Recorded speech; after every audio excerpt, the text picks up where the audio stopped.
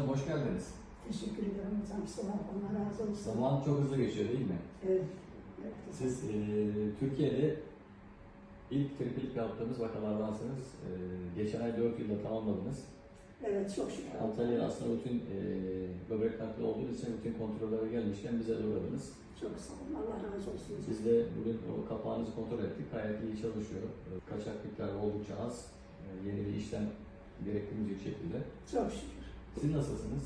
Teşekkür ederim. 4 yıl nasıl geçirdiniz? Çok iyi. Allah'ıma şükürler olsun. Önce Allah, sonra sizin sayenizde. 4 sene rahat nefes almış uyumuşum. Allah razı olsun hepinizden. Herkes hiç korkmasın. Korkacak hiçbir şey yok. Canlı hiç güvensin, hiçbir şey olmayın. Hiç.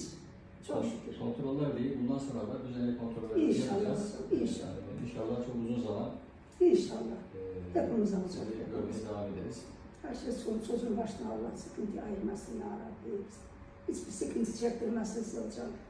Allah razı olsun. Sağ olun. Önce Allah, sonra siz canınız. Sizi iyi görmekten biz de çok mutluyuz. Ben de mutluyum hocam. Allah razı olsun. Ben her zaman dua ediyorum. Çocuklarınız da mutlu değil mi? Evet. Çok şükür. Evet, teşekkür ederim.